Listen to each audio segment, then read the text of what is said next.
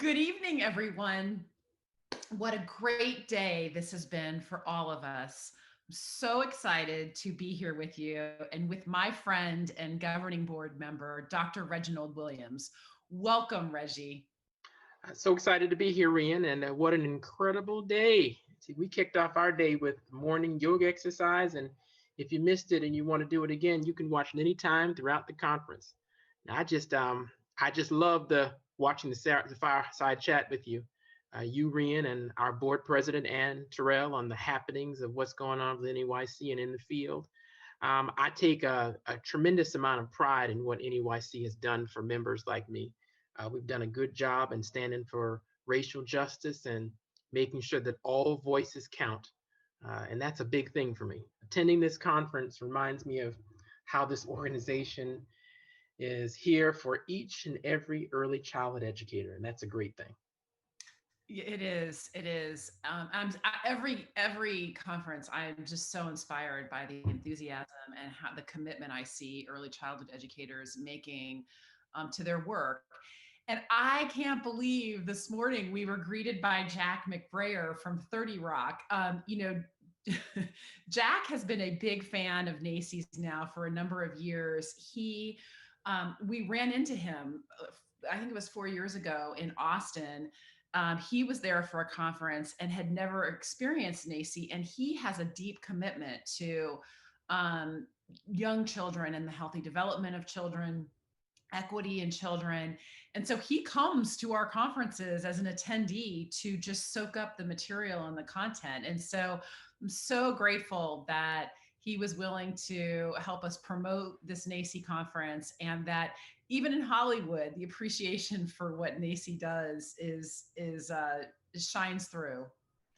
Speaking of California, did you notice all the influence that Anaheim had in our conference? I mean, all of our friends in the Orange County AYC and at the Anaheim Convention Center, they're sending us all these great thoughts and how we need to have an excellent conference. I mean, I just can't wait to NAEYC comes back to this beautiful landscape in Anaheim in 2024. Absolutely. They have been such great partners and so understanding as we have had to pivot this year, and we will be there in 2024. So let's talk about today's amazing plenary speaker Tabitha Rossbroy. Tabitha is the first preschool educator to be named National Teacher of the Year. And she talked about her experiences and shared so much inspiration. I am so happy to finally see an early childhood education teacher recognized with this honor. Yes, absolutely. It's great. And I've seen her all over the country now spreading the message. It's awesome. The other thing is have made available the new developmentally appropriate practice position statement first for attendees of this conference. We launched it at conference, so you all are getting a sneak peek of the new DAP position statement that was approved by our governing board in April. And it has been such a journey. If you haven't had a chance to read through the new DAP statement, please take a moment to. It was 2 years in the development and the revisions, and in watching the research and the work group go through the revisions, I have to say, I think it's a game changer, and a game changer in that in some ways nothing has changed, and what we know about DAP hasn't changed, and how young children learn. And in other ways, everything has changed, and the influence that writing the advancing equity in early childhood education position statement had on the new revision of DAP, and how much we have needed to evolve in our thinking in what DAP really looks like holistically, not from a white privilege lens, but from a really racially just and culturally diverse lens. And so I really urge you to have a look at that, and also to stay tuned for the materials that will be coming out related to DAP. And I'm sure, Reggie, DAP has been something that's been front and center in your career.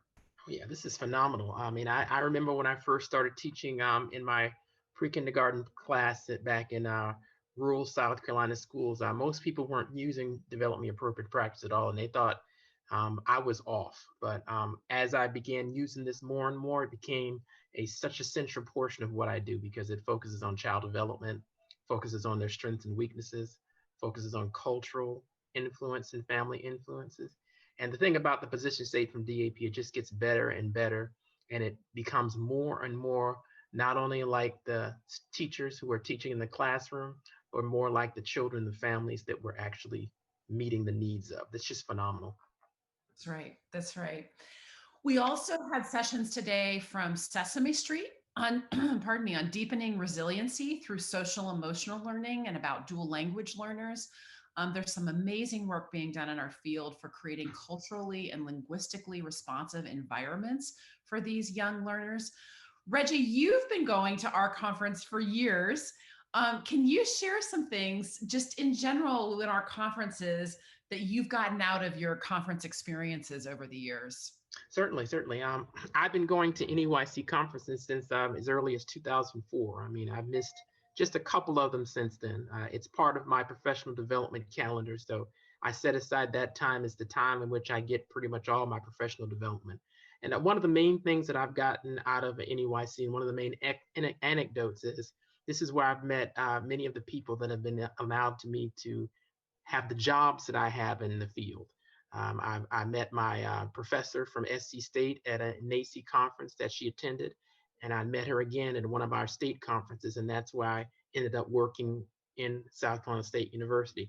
I met many colleagues from NAEYC for the first time at NAEYC conferences, and found those connections to be some of the most enriching connections I've ever had.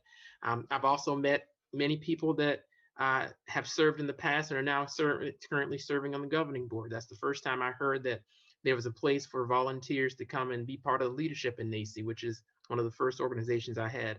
And I've also had plenty of training that I never would have any other place on topics that just aren't available in my neck of the woods. So between the conferences, between the volunteers, between the experiences and network I've had, so many experiences I can have. And this is going to be probably my sixth conference in a row that I'll be attending the next time you have it. Seventh conference in a row, eighth conference in a row. I can't even remember finishing because it's been so long since I haven't attended. So many more anecdotes I can share, but it's been wonderful. That it's so great to hear that. And the stories that Reggie tells are so similar to what I hear from our members. And I can promise you and assure you that annual conference, it will stay strong. We will be back in person when we can. And we are also looking to extend virtual experiences so we can reach more early childhood educators. But like Reggie said, I know I run into so many professionals at our conference who say, it's the first time in my career I really realized that I'm part of a profession that's bigger than me, and there are other people doing the same work. And so from the content and the research that attendees are exposed to the connections that are made, to the professional growth opportunities that are made, I really urge you to continue to be part of these conferences. And as Reggie said, we're a membership association, and there are so many volunteer opportunities. Reggie is a member of our governing board. Prior to that, he volunteered for our higher education accreditation system, but we have many, many volunteer opportunities, and our affiliates do too. Our interest forums do. So NAEYC and this conference is a way for you to be enriched, but it's also a way for you to give back to your profession and to be part of a greater movement, and to be part of the advocacy community, quite frankly. The reason we have been able to be as successful as we have at a federal level for advocacy is because of the stories that you share, the voice that you bring to this advocacy effort. NAEYC is unique in being able to do that, and it's because of your commitment as a member to this organization. So thank you for that. Everyone has their special annual conference memories. Speaking of memorable, you won't want to miss a special event right after this session. There's an event to celebrate the life and work of American icon Ella Jenkins. You need to visit the community wall in the navigation bar at the bottom of the page to click on the Ella Jenkins box. And link to the live online event. Ella Jenkins, has spent more than 60 years working with children and teachers, helping educators incorporate music and diverse cultures and games and movement and early childhood programs. There's a film director, Tim Farron, at the George Washington University. He's a professor. Gail Ward will be sharing a sneak peek behind the scenes from the forthcoming documentary. Ella Jenkins will sing together a song together. A live Q&A will follow, of course, after that. And I love live Q&As. You get a chance to see what's going on inside of them. So should be exciting. I can't wait. Even thinking about Ella Jenkins, I get goosebumps. I just have such admiration for Ella Jenkins and her work. And I've already told my family that they're on their own tonight because I'm going to be at the Ella Jenkins documentary screening. She's just such a legend in children's music. So as we wrap up for today, we wanted to share a few reminders with you. First, our NAEYC team is represented in 7 resource kiosks with information, connections to key staff and volunteer leaders. So our advocacy team, interest forums, our membership team, go into those kiosks and connect with our NAEYC staff who are ready and available to meet with you. Our early learning program accreditation staff, and our policy and advocacy teams. So it's awesomely helpful to have the NAEYC staff here at Everyone's Service, man. I mean, it's just wonderful. I also want to recommend our network launch that features content sessions from our 12 event sponsors. So don't forget that lounge, okay? And join to watch these presentations and speak with the topic experts in the texts and chats. Texting and chatting and online just goes so well together. And also be on the lookout for an invitation to tomorrow's Meet the Candidates in the Resource Center. The NAEYC Governing Board candidates have posted their profile videos in the center for you to watch at your convenience. No worries. I know you want to break from hearing about elections. Okay, I know you want to hear that, right? And just take a moment to meet these fine people who are stepping up to represent the field and to do their community service with NAEYC. We won't ask you to vote until January, though. And so tomorrow we will start the day with a new exercise session. Get ready. The morning coffee with NAEYC's Chief Strategy and Innovation Officer, Michelle Kang, and the Nashville Area AEYC President, Tara Hurdle. The featured session tomorrow on supporting young children through trauma and crisis events, led by NAEYC's Governing Board President, Ann McLean Terrell. I hope you are exploring all there is to do in this virtual conference. Visit each room to explore the available resources, to interact with chats and videos, and make sure that you use all the different ways to increase your points in the leaderboard, which I just love. Plenty of great prizes can be won for just moving around the conference. And how easy is that now? I love prizes. Don't miss the 53 exhibitors who joined us to create this year's expo. What an incredible lift to transform their in-person booths. If you know the NAEYC Big Expo Hall, these 53 exhibitors have transformed their in-person booths to a virtual wonderland. I love clicking on a booth. I've been visiting them all day today. I love clicking on a booth and saying hi to the many friends who I so miss seeing in person and speaking to over these past months. Yes, don't miss the expo.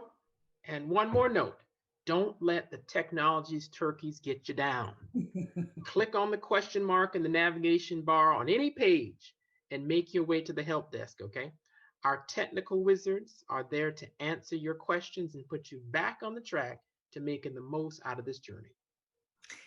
And now here's the best part. You have 30 days to log into this conference portal and watch every session and download all of the resources. So don't be stressed about getting through all of it in 3 days. You can watch the content sessions. You can go back in and watch them again. You can click through to the exhibit booth videos, all the documents, or contact the booth representatives for more information. So you'll have 30 days to access this. Reggie, thank you so much for joining me today to touch on the highlights and to remind folks of everything we have available to them. So glad to be here. I thank you, Rhian. I thank NAEYC, and I thank the entire early childhood field for everything they do for the world's youngest of the young, our early childhood children. That's right. We're thrilled to have all of you with us at this conference. We hope you're looking forward to more exciting days ahead. Thank you so much for joining Reggie and me today, and enjoy Ella Jenkins this evening.